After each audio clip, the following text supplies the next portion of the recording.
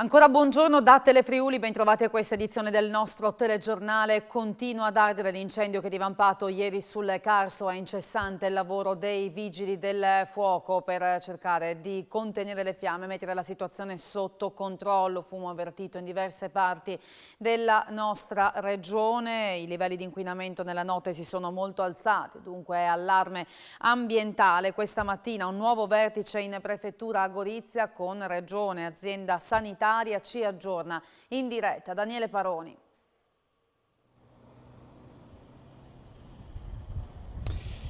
Buongiorno ai telespettatori e alle telespettatrici. Siamo in uno dei punti nevralgici, la situazione è drammatica qui a Gorizia. Alle mie spalle, nelle immagini del nostro Fabio Di Bernardo, vedete il Carso che brucia da giorni, è quella la zona di Doberdò del Lago, Iamiano, lì il punto più critico dove appunto è in corso questo vastissimo incendio boschivo contro il quale sono in azione i volontari della protezione civile, decine e decine di vigili del fuoco, in azione anche fra qui e la provincia di Trieste, 2 Canadair e 4 elicotteri della protezione civile.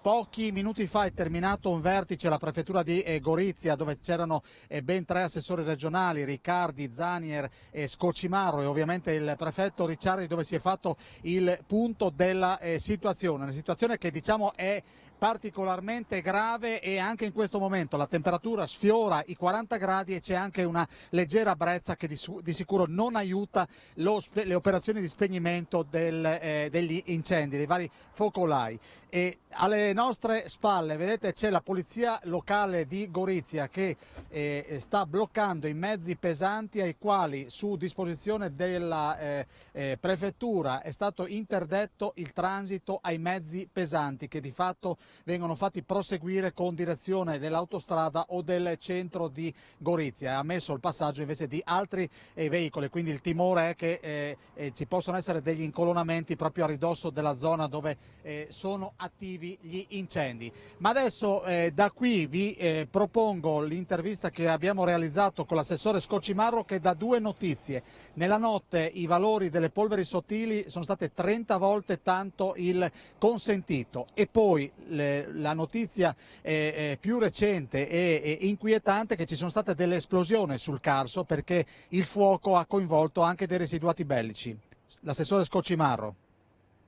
Purtroppo l'ottimismo di ieri ha lasciato il campo ai dati, ai noi non buoni, perché nella notte, con le escursioni termiche ovviamente che avvengono appunto ovunque, il particolato, le particelle ovviamente hanno aumentato di intensità e hanno raggiunto in certi casi anche 30 volte di più di quelli che sono i limiti di legge. Ieri erano 5 volte meno i limiti di legge, oggi siamo molto di più, ma di notte.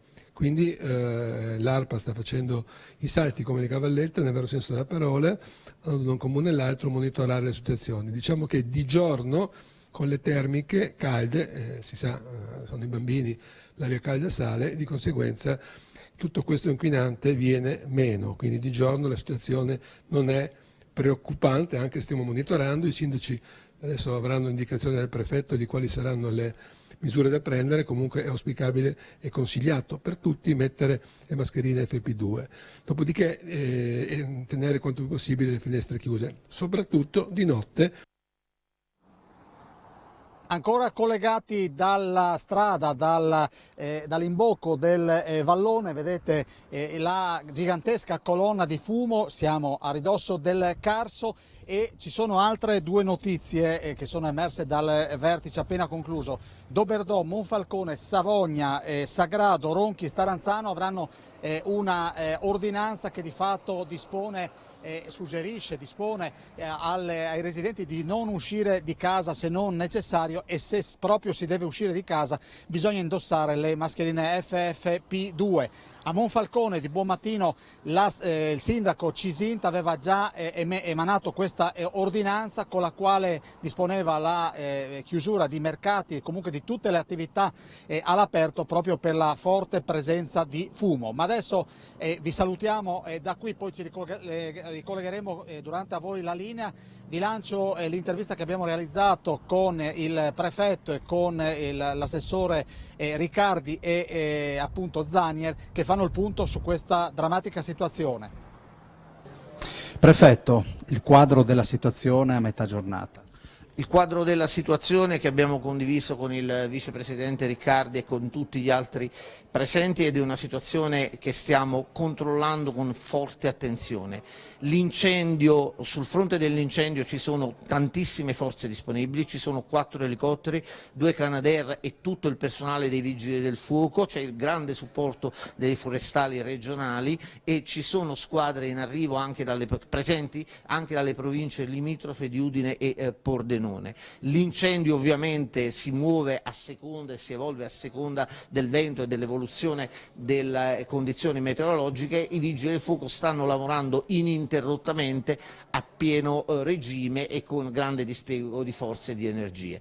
La situazione del traffico è sempre piuttosto complessa, ma è stato disposto il blocco della circolazione autostradale sulla tratta Venezia-Trieste in direzione nord a Villesse e in direzione sud a Sistiana. Questo fa sì che ci sia una minore presenza di mezzi pesanti, si sta ovviamente ancora decongestionando la fila di ieri, ma pian piano la situazione è in fase di miglioramento. Io sono fiducioso perché ho ascoltato il comandante dei Vigili del Fuoco dare segnali positivi. Le forze in campo sono tutte le forze in campo che la Regione, lo Stato sta mettendo a disposizione, e poi evidente ieri si diceva che è una decina d'anni che non si vede un impatto di questo genere, quindi è chiaro che noi dobbiamo governare questa situazione con la massima responsabilità e senza drammatizzare ma senza neanche terrorizzare e quindi anche sgravare le condizioni di disagio che, come ben ha detto il prefetto prima, riguarda molto anche l'assetto della viabilità, in particolare per l'area che è attraversata dalla statale 14, che è l'unica viabilità che in questo momento collega Trieste con il Friuli. La crisi di governo con il Premier Draghi che ha riferito in mattinata al Senato, ha detto pronto ad andare avanti ma chiede un sostegno non di facciata. Per quanto riguarda il Movimento 5 Stelle, il deputato friulano Luca Sut fa sapere che i pentastellati seguiranno la linea di Conte. I partiti e voi parlamentari siete pronti a ricostruire questo patto? Siete pronti a confermare quello sforzo che avete compiuto nei primi mesi e che si è poi affievolito? Giorno decisivo per il governo Draghi. Il Premier in mattinata ha riferito al Senato le sue decisioni, motivando le dimissioni con il venir meno dell'unità nazionale, che ha detto è alla base del sostegno di un Presidente del Consiglio non eletto. E proprio la compattezza, ha sottolineato, ha portato il governo a muoversi con forza su vari fronti. Senza quell'unità la fiducia viene meno e bisogna ricostruirla da capo. Il Premier ha espresso anche gratitudine per gli appelli fatti affinché rimanga in carica, in particolare quelli dei sindaci e del personale sanitario. Ha poi parlato delle sfide che attendono il governo, il reddito di cittadinanza da migliorare, il salario minimo, l'agenda sociale e il sostegno all'Ucraina. A fine discorso, poi consegnato alla Camera, applausi dal centro-sinistra, non da Lega e 5 Stelle. Fratelli d'Italia continua a chiedere il voto, con la leader Meloni e il capogruppo in Senato, il pordenonese Luca Ciriani, mentre Berlusconi e Salvini stanno cercando una linea comune. In serata è previsto il voto di fiducia dal quale dipenderà il destino del governo. Stando ai puri numeri, Draghi avrebbe in ogni caso la maggioranza, ma la questione rimane prettamente politica. Attesa per le decisioni dei grillini, ancora spaccati al loro interno. Il deputato friulano del Movimento 5 Stelle Luca Sut, tra i primi ad appoggiare la linea governista, ha espresso poche parole. Sulla fiducia a Draghi ha detto: mi adeguo alla decisione del gruppo come ho sempre fatto. C'è stata una discussione anche con voci discordanti, conclude, ma come è giusto che sia, se Conte e il nostro gruppo decidono una cosa, dobbiamo portare avanti quella linea. Sono gravi ma stabili le condizioni della bambina di 4 anni che è caduta ieri da una finestra della mansarda dell'appartamento dove vive a Udine, un volo di 7 metri e intanto dall'abitazione la polizia ha sequestrato soppalco e barra anti-intrusione. Restano gravi ma stabili le condizioni della bimba di 4 anni che ieri pomeriggio in via Cividale a Udine è caduta da una finestra della mansarda dell'abitazione in cui vive con i genitori e il fratellino di pochi mesi. Erano le 17 quando, per cause ancora in corso di accertamento, il parapetto di protezione in ferro battuto dal quale si sarebbe sporta ha ceduto e la piccola è precipitata al suolo insieme al manufatto, un volo di 7 metri in seguito al quale ha riportato contusioni e lesioni alla testa giudicate gravissime. Ieri sera è stata sottoposta ad un delicato intervento chirurgico al fine di contenere un vasto ematoma cerebrale, mentre questa mattina è stata sottoposta ad un TAC. Si trova tuttora ricoverata nel reparto di terapia intensiva dell'ospedale di Udine. La prognosi è riservata e la sua vita pesa un filo. Intanto la Polizia di Stato, alla quale sono state affidate le indagini dell'accaduto, ha posto sotto sequestro la bara anti-intrusione della casa di via Cividale, crollata insieme alla piccola e la zona del soppalco. Questa mattina sono stati trasmessi gli atti alla procura affinché il PM possa delegare eventuali accertamenti. Ieri pomeriggio la madre, che non è riuscita ad evitare la tragedia, è stata colta da malore e per questo trasportata con l'ambulanza al Santa Maria della Misericordia, dove poco dopo è arrivato anche il padre della bambina. La famiglia è di origini albanesi. Svolgeva la professione di dentista pur senza averne la qualifica. Con l'avallo del direttore sanitario, un odontotecnico a Monfalcone è stato denunciato e lo studio posto sotto sequestro. Effettuava prestazioni sanitarie di esclusiva competenza dell'odontoiatra. Un odontotecnico è stato denunciato alla procura di Gorizia. L'accusa è quella di aver svolto abusivamente la professione medica in concorso. Deferito anche il direttore sanitario della struttura, che questa mattina, su disposizione del Tribunale di Gorizia, è stata sequestrata preventivamente dai carabinieri del NAS di Udine. Lo studio in questione si trova nella zona di Monfalcone. L'atto scaturisce da un controllo ispettivo da parte dei militari nei confronti della struttura professionale, all'interno della quale lavorava anche un odontotecnico che però effettuava prestazioni sanitarie di esclusiva competenza dell'odontoiatra. Il tutto, secondo le indagini, con l'avallo del direttore sanitario e senza che i pazienti ne fossero a conoscenza. Il valore della struttura medica e dei macchinari posti sotto sequestro ammonta a 300.000 euro. L'intervento dei NAS si era reso necessario in quanto l'odontotecnico è una figura professionale che ha il compito di creare o adattare manufatti protesici e sviluppare delle impronte per i pazienti, su richiesta del dentista che, come noto, è un professionista in possesso di laurea in odontoiatria o medicina e chirurgia ed è iscritto all'albo degli odontoiatri, perciò solamente a lui è consentito effettuare tutte le operazioni relative all'ispezione del cavo orale del paziente.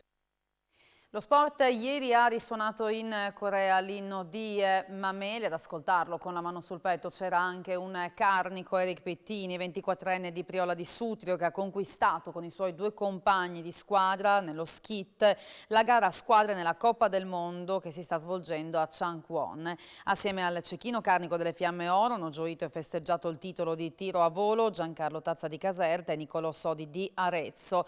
Vittoria per 7-1 nella finale contro il terzetto cinese, surclassato dopo il pareggio nel primo confronto diretto. È tutto per questa edizione, tra poco a voi la linea, arrivederci.